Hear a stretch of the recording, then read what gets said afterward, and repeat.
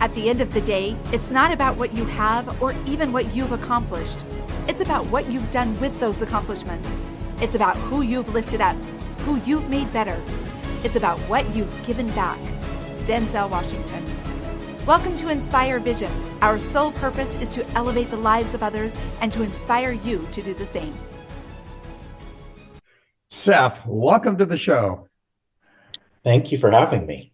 Hey, all right, I'm really excited. This is going to be a fascinating conversation about some things that a lot of people really either don't talk about, they're a little nervous about talking about, or they may not really understand or understand how they can apply what we're going to chat about that may not be directly within their belief system, how we can convert that to a belief system that works for them. I'd love for you to share with the audience who you are and what is the journey you took to get to this point.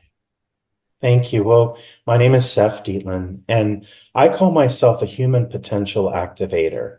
And what I do is I communicate telepathically with the angels. I have done so for over 20 years. I'm a certified hypnotherapist and energy healer, and I combine all of those gifts and the downloads and the teachings that I've received from the angels over 20 plus years to direct people into a layer of self-empowerment that we're all meant to access. It's actually our life purpose. It's not to get rich. It's not to get a Ferrari. It's here for self-discovery, to discover how powerful we are. So I help people learn how to communicate with their angels, with their loved ones who have passed away, visit the Akashic records, understand that. I help people learn how to activate their intuition, and I guide people through courses and one-on-one sessions in a way where they find the power that they didn't know that they had to create, the reality that they want to create, or the healing that they'd like to create. And yes. Yeah, what's the story behind that? You said this has been many years. Yeah. So what is the story behind that? Yeah, how does one person go from a seemingly normal life to all of a sudden being hit on the head by the angels, right? So that's a good one.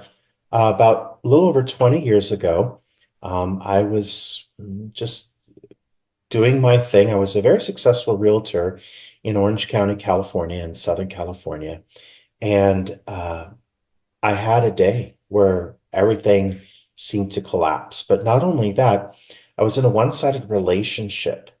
And during that sort of collapse, I had like 4 escrows get canceled in one day. And of course, when you achieve success at something like that, you always have to keep going. It's like a treadmill.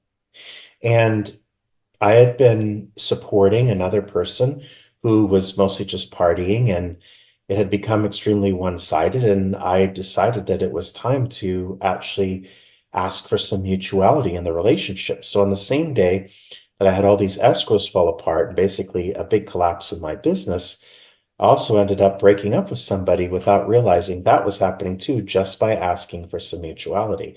So it was a pretty shockingly disappointing day. So much so that it took me into some pretty serious triggers, and I had what you could maybe consider a panic attack. And while I was trying to wrestle with the idea of going to sleep, knowing that I wouldn't, after abandoning religion, I decided to have a little chat, maybe do some negotiating with whoever it is that's upstairs that has some influence over our reality. And I was in the process of asking if I could leave. Like, I wouldn't commit suicide or something like that. And I can certainly understand people who can have a lot of setbacks, and that could be tempting because many of us have been there where we want to leave. But I did want to leave. And so I basically told whoever that is that you say you'll give us anything we ask for. And right now, I just want to go to sleep and not wake up, just go back to wherever we came from. Now, when I realized that was not going to be granted, I gave God a counteroffer, like any good realtor would do.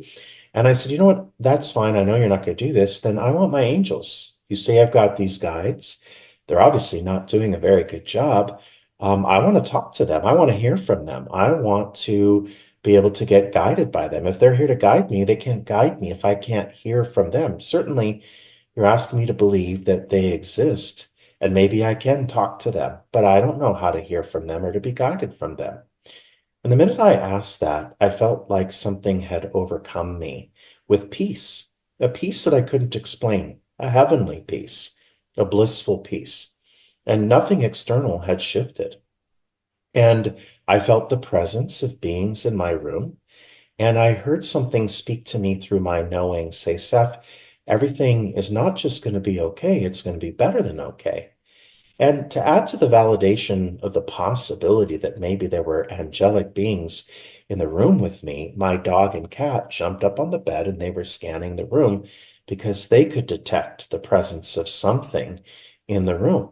But I went to sleep peacefully, which I couldn't explain why I was able to do that. And the very next day, I woke up trying to decide whether that was a figment of my imagination or if I had really actually had an opportunity to hear from and be surrounded by the angels.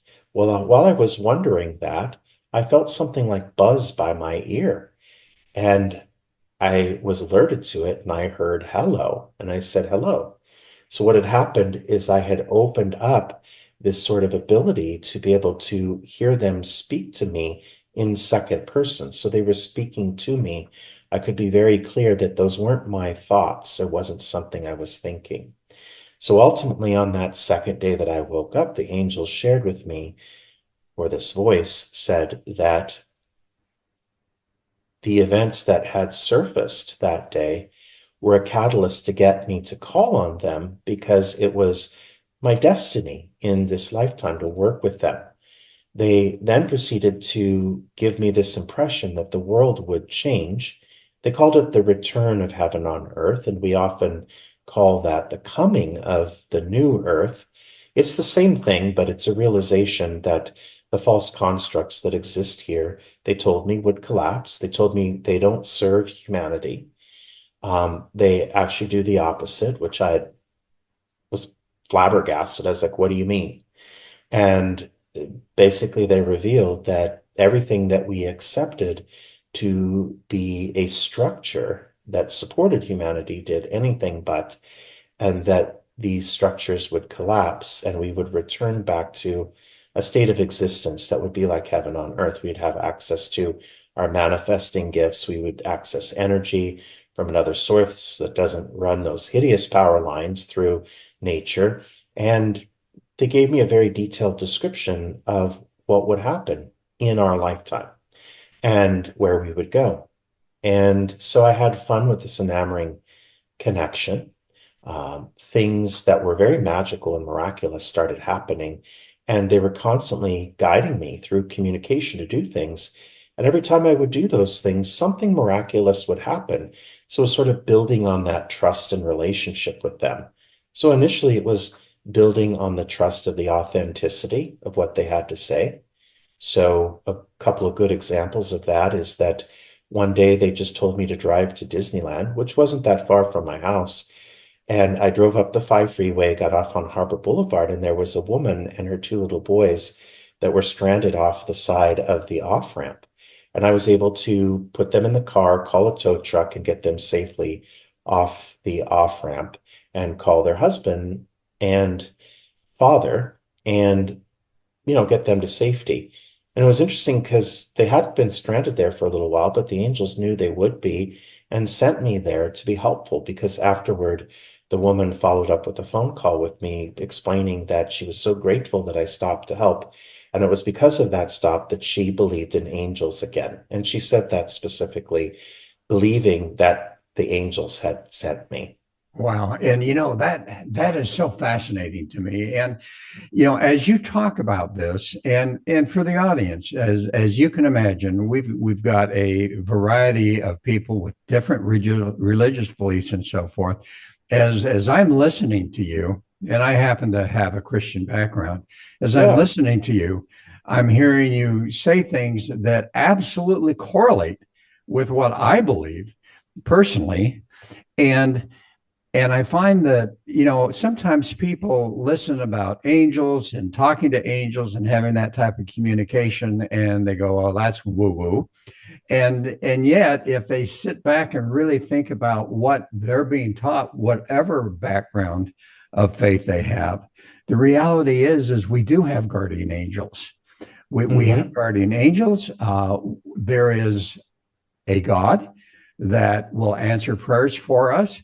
There are those senses of inspiration that can guide us, sometimes for ourselves, but just as you explained, oftentimes for someone who is in need, that you have the ability to touch their lives, to lift them in some way that they need. And to me, it's just so amazing. So as we go forward, not everybody has the ability to tap into those angels. Well, let me put it this way. Not everyone has yet to develop the ability to tap into those angels. In fact, I was meditating the other day, and to be quite transparent, I thought, you know what?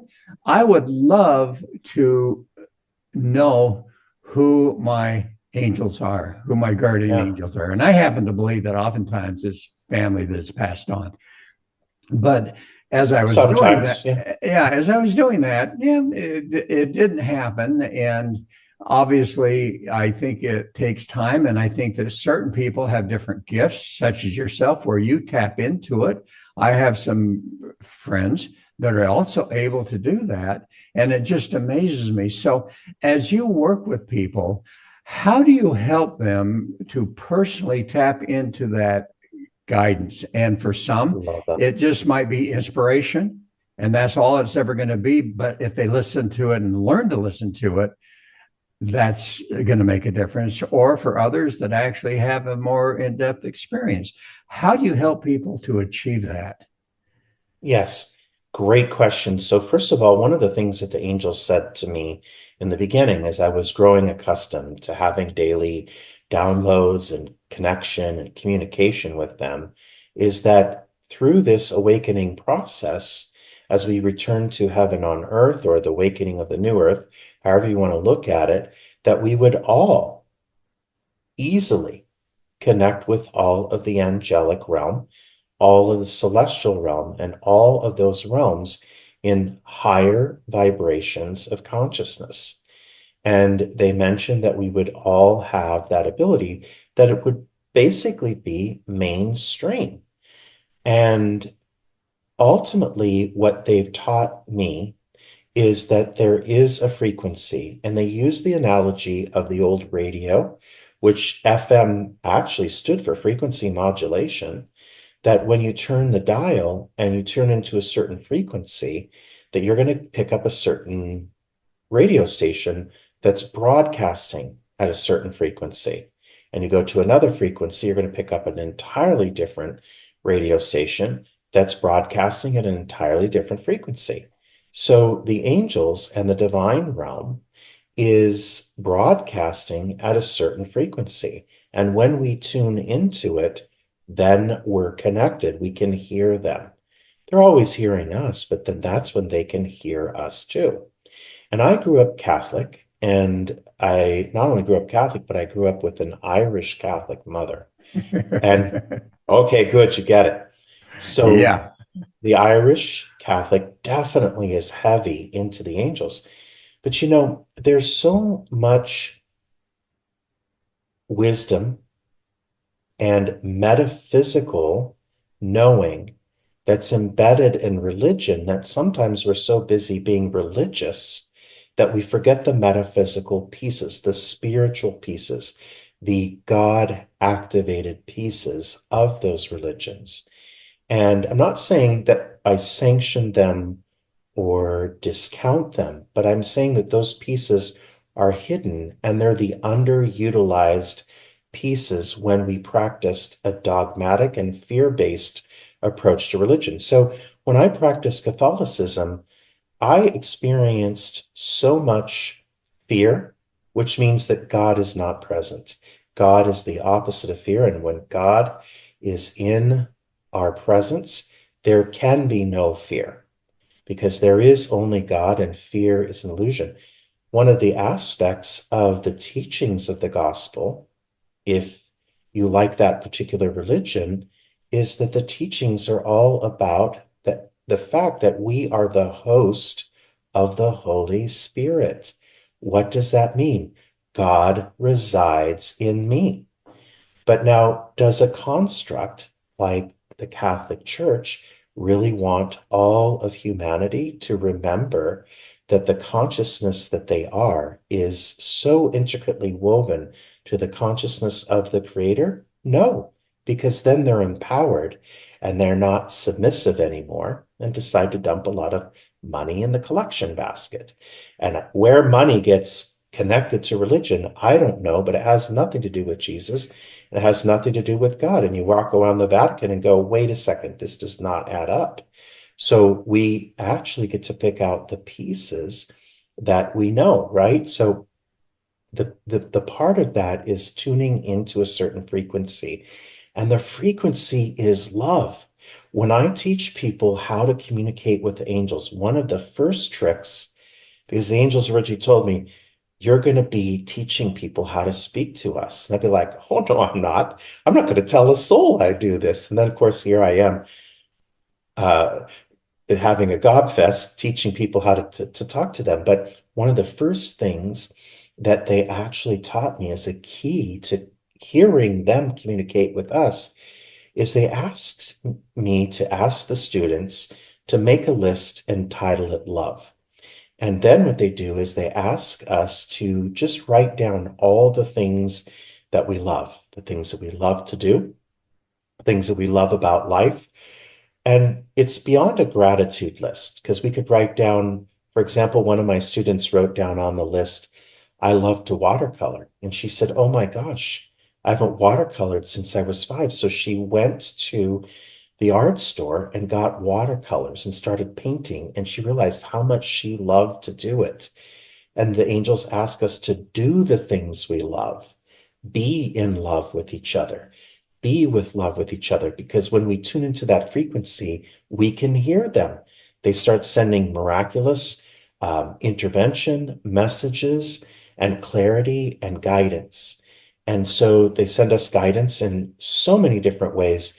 And I also want to speak to, your request for the guidance. What's interesting, and I say this kind of tongue in cheek, but when I asked to have a tangible relationship with the angels where I could see them and sense them, of course, I was expecting something with Hollywood special effects where my window would get thrown open and a winged being would fly in. I did get the angels, but it was a little bit more subtle. And the other thing that happens that I always teach people when I teach angel communication is that the angel communication is subtle at first. And then once you learn to trust it, it gets stronger and stronger. It's like building a bond. And so the two initial pieces I like to teach is really to focus on love and the connection or the activation of the heart, which is where the Holy Spirit resides. And the second is to just be aware, even at the most subtle. You see a butterfly, maybe you see a feather or a coin, or hear the right words in a song. Trust that it comes from the angels, and then the way that they speak to you will expand and grow. Well, and what I find really interesting, Seph, is, and I think you hit on it so well, is that regardless of whatever religion, and it could be Islam, it could be Buddhism, it could be all of those things. Yeah. Although I find that Buddhism kind of does teach you to go inward and really do the meditation and and yet so often we're taught you have to do this, you have to do that. And as you said, we really don't get taught that we need to come inward, that we need to be able to understand that we are the ones that have that right to that inspiration, to that revelation, to that communication with the spirit, with the angels. And I think that they're two separate things, and we can enjoy both of those. And yet we don't understand that. And so for people to be able to start to understand that, number one, that spirit lies within you, that goodness lies within you. And Yeah. as you access, and as you said, as you access that sense of love.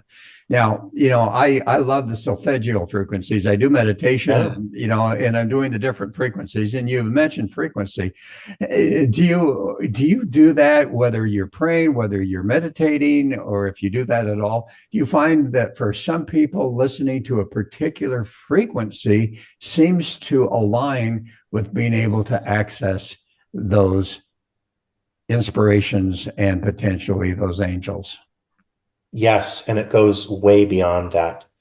It's wonderful if you want to turn on some solfeggio frequencies once in a while. But if you're binge watching Netflix, watching and consuming the news, and any of the other things that lower your vibration, like drugs and alcohol, then you're talking about a much bigger picture than listening to some wind chimes or some crystal bowls. Those are great. But doing that once a week and listening to mainstream music, which is basically hypnotizing us into repetition to keep us trapped in the mind and outside of the heart, when we do certain things that have it. So it goes beyond what you said.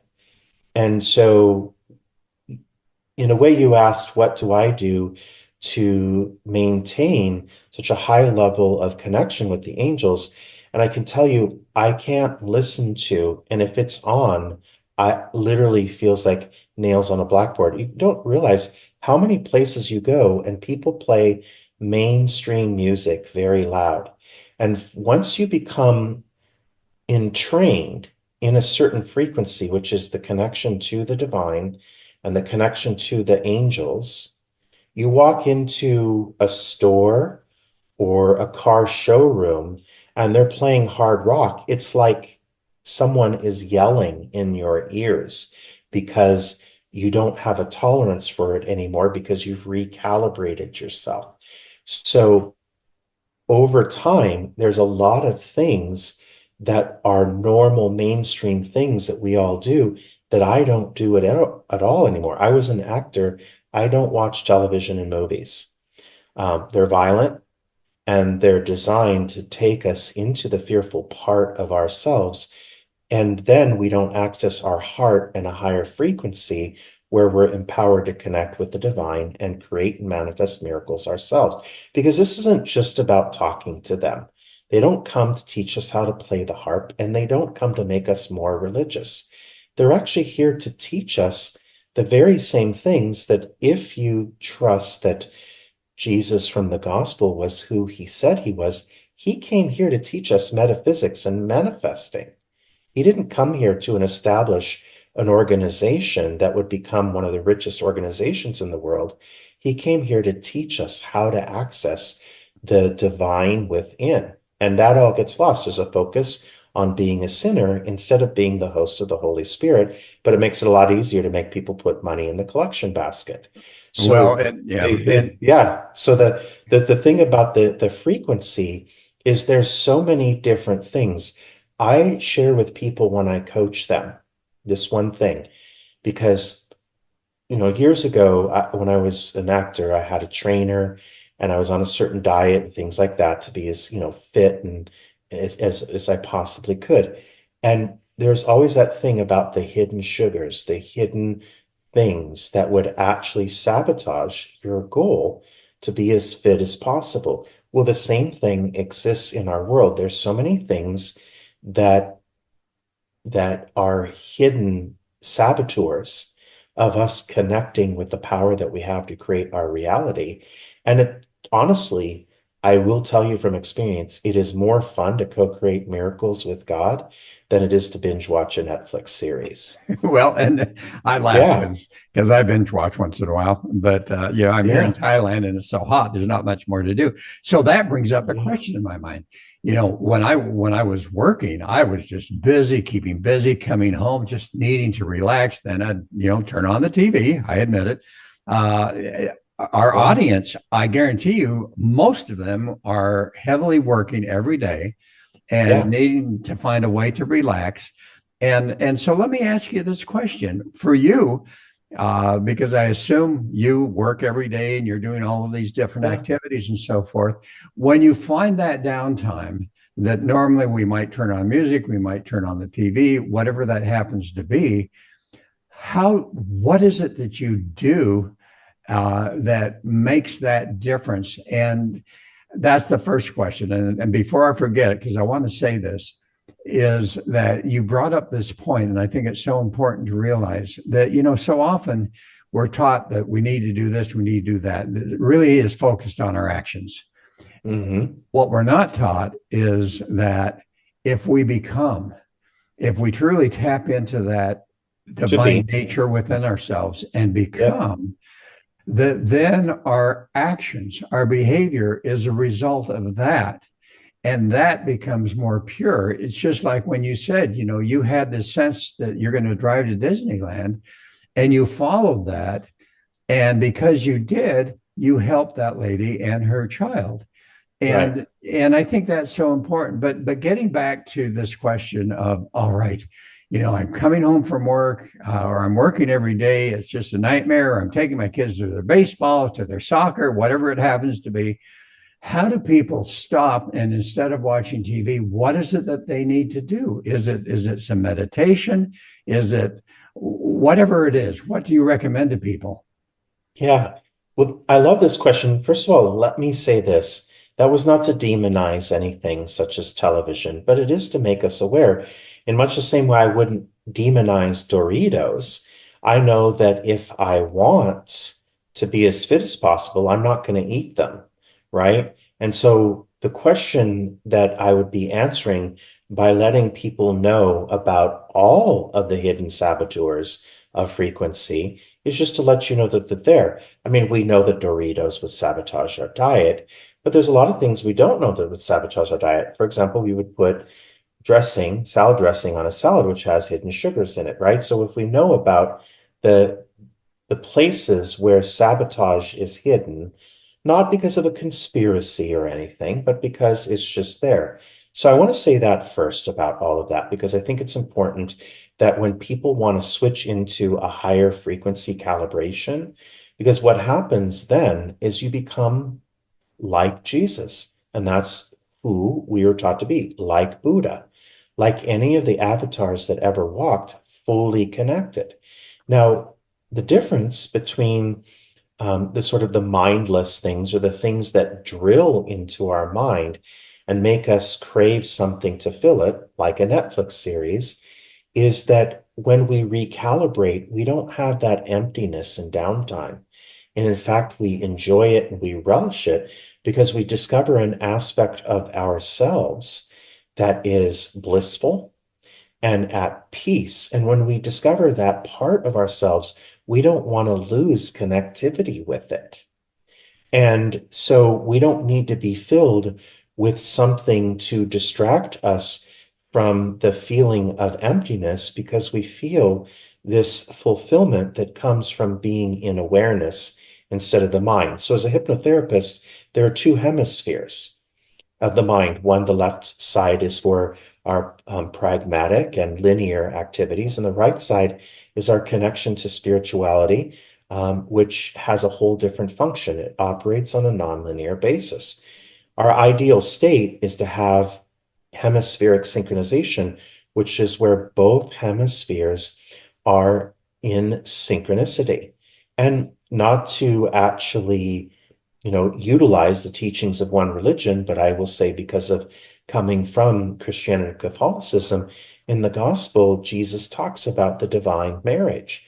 He's talking about the marrying of the left and right hemispheres, the unity between our human self and our divine self.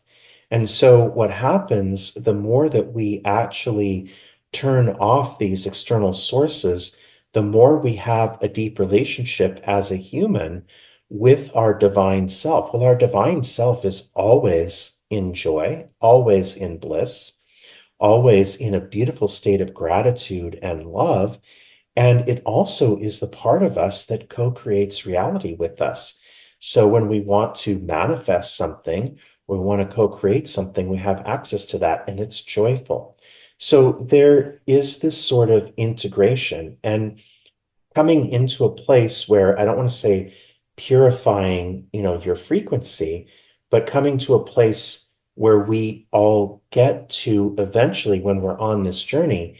It's a slow process, just like a diet, just like when we work out or whatever, it's a slow process. Pretty soon, people, for example, that I coach, I don't say to them anything about the TV, but they'll come back to me and they'll say, I gave the TV away. I can't even turn it on because the minute it's on, I feel something that makes me not feel connected to my higher self. So I can't watch it anymore. So what happens is when we start to shift, we start to naturally gravitate towards these things, but it's through desire. I'm not asking anyone to just turn off the radio and turn off the TV and, put down the pipe or the bottle of wine or whatever. What happens is that we do it because there's a reward in having that connectivity to a higher aspect of our being. And it's not just well-being, but it's what we can create. Okay, so here's my question. I'm Yeah. hearing what you're saying. You know what? I'm hearing what you're saying, and what do I do? I've got some free time. I normally would turn on the TV, Yeah. and yet all of a sudden you're saying, well, don't do that. So what do I do? Is this where I might choose to go outside and take a walk and just kind of do that meditation thought process or whatever? I happen to love classical music, and I will Ah, tell you that there is a frequency that I love. there is. I listen to, my dad was a classical voice teacher. All right. So that's how I got involved in it. And I found that the bass baritone, in fact, El Divo, I don't know if you're familiar with that group that sings, but they had a bass baritone that when he came into it, it just had such an effect of goodness for me. Mhm. And he's passed away now. So I don't know how well they're doing compared to when they had him there. But what are the things that you tell people to do? What is it that they can do so that they don't feel like they're just being lazy? What is it that they can do instead of watching TV to be able to tap into that inner self, to tap into that inner spirit, to tap into that divine, and feel like they are doing something of value? Right. So what I'm going to suggest here is that we don't substitute that with this or this with that. What ends up happening is that through that process of awakening, we end up discovering that we have new desires. And that could be anything like painting, playing an instrument, spending more time with people that we care about. I can't tell you how many people come in for sessions with me, and one of the biggest things that affects them is the isolation they feel because they don't spend enough time being connected in person with people that they love and having their hearts activated. So I can tell you what I do with the time that I don't watch TV, but it's sort of evolved because new desires emerged. So it wasn't like I just replaced one thing with another. And when I say I actually compare notes with a lot of people who are in a similar situation where they've taken this journey of deepening their awareness, whether connecting with the angels or extraterrestrials or higher levels of consciousness within themselves or meditation. They all found the same thing, is that gradually they gravitated towards activities that had a creative value and that filled them up as opposed to being passively filled with information. So the things that end up emerging in the evening time for me, I started learning to paint, do photography. This is when I call people and talk to them and connect with them. Or right after we're done with this podcast, I'm going to have dinner with a friend on a Tuesday night. And that is what we do instead. And it's more fulfilling. But there's so many other activities that we don't get to do that actually fill us up and fill us up with frequency, that we get to do those instead, but not because, like when we're on a diet, we decide to substitute the sugary food for the vegetables, where we just made a whole change this for that. But the minute that we do become more aware, our desire to do things shift. So the desire to do things that lower our frequency ends up waning, and the desire to do things and to create opportunities for the things that we want to do. Most of the people that I know and work with, they call themselves, let's say, light workers, or they understand that their mission in the body is to prepare this earth for the coming of heaven on earth, or the coming of the new earth. And so they're so involved in working with light and touching lives that that's what they do with their spare time, because it's enjoyable to do and it fills us up. So there's so many different things that are so much more satiating that we can do with the time. But it ultimately is much bigger than that, because it's a whole entire paradigm shift.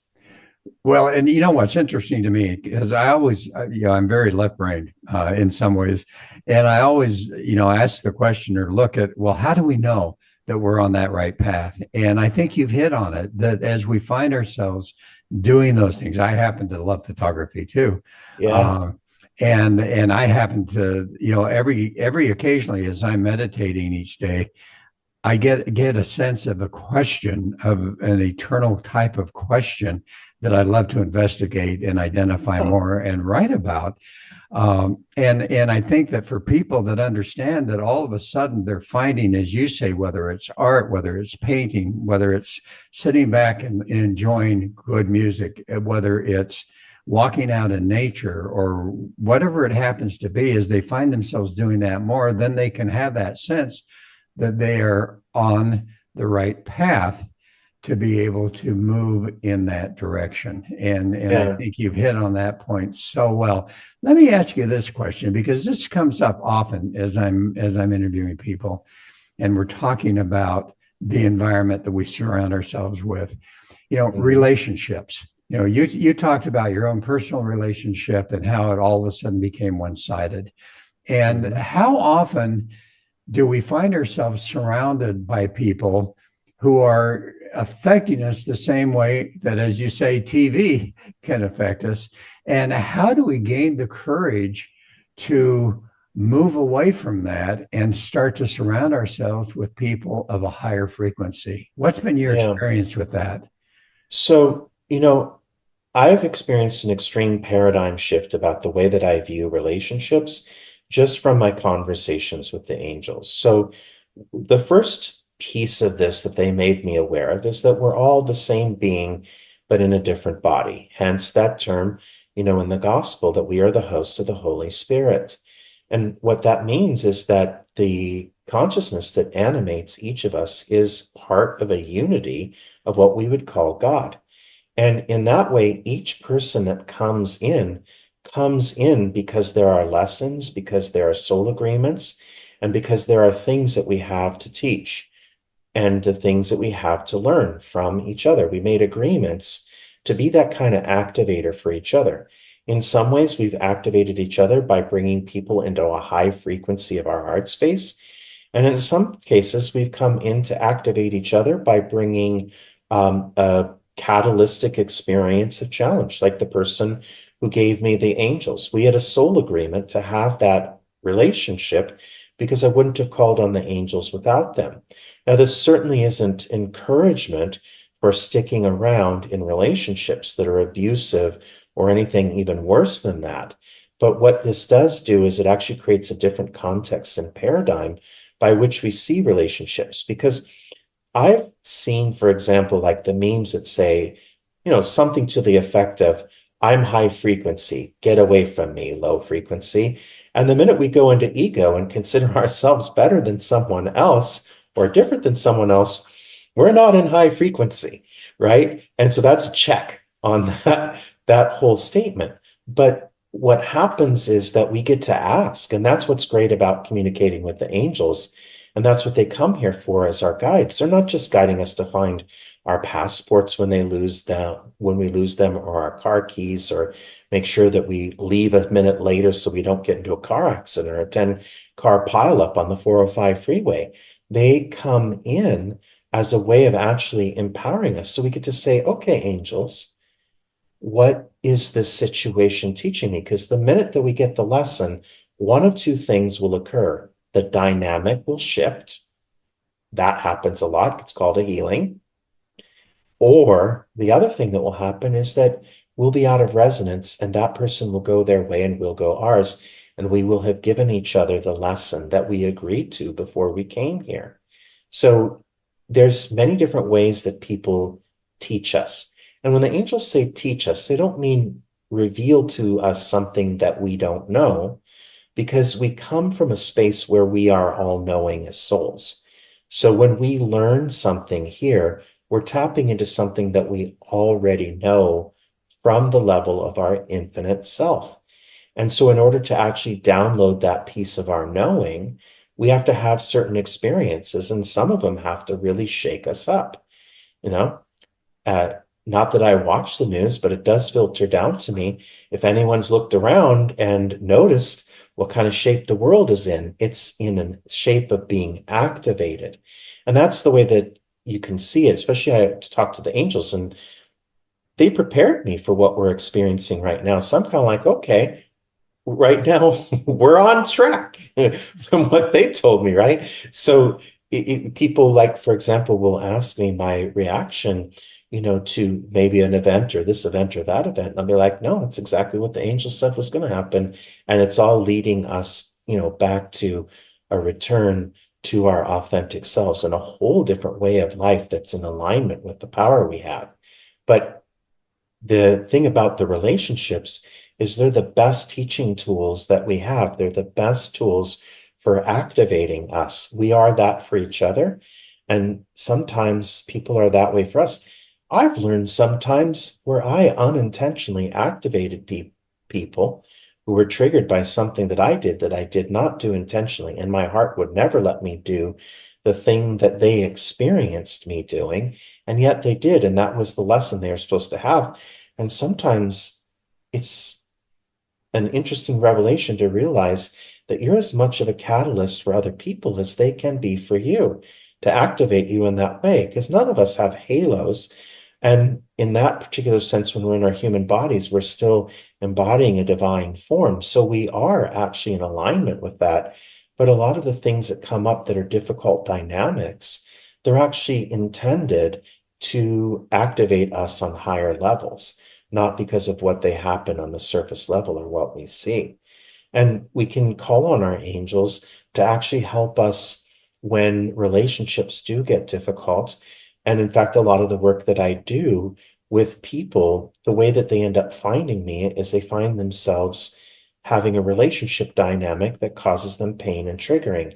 So they have no other way to get that. So innately, they're trying to go back to a higher level of themselves to access the information that they need. And that's usually what we do, and why they can be very useful to us. And hopefully that gives you an idea of how to filter out what we see when we see people around us, because once we actually shift that, another dynamic of our relationships with other people will shift as well. Yes, and I think you've hit it on the head, which I really appreciate. Is as we seek that, as we get into that inner spirituality and alignment with that, and we start to really feel that love. Yes, as people approach, as people say things, we can understand that that's what they're going through without personally being affected by that. And I think that's so important. So we could go on for hours, but time is limited for us now. So as we close, Seph, what I'd like you to do is just share with the audience kind of a final message that you want them to remember from this podcast. Yes. I want you to remember that life for you is only upgrading you. There's no other direction that you are going. And whether you choose to access angels or your higher self through meditation, whatever it is, just note that the difficulty that you're experiencing right now is actually a stepping stone in the direction of your empowerment. Right now, we live in a highly activated world where all of us are being collectively and individually upgraded and empowered. And the minute that you shift into seeing that, things will happen miraculously for you. And of course, I wish all of the listeners in the audience many blessings of abundance. Oh, thank you so much. And how do people find you, Seph? How do they, if they want to reach out to you, how do they find you? It's talktomyangels.com. It's talk to, myangels.com. All right. Wonderful. Hey, thank you so much for being on the show. This has been a fascinating conversation, and I Thank you. appreciate the insights that you have. And hopefully maybe we can get on again and talk about some more things. That's always fun. Thank you so much for having me. You bet. And folks, hey, thanks for listening. Really hope that this has made a difference for you and that you can really contemplate some of the things that Seph has shared with us today. And meanwhile, hope you'll join us again soon. So this is Dr. Doug saying namaste. Namaste.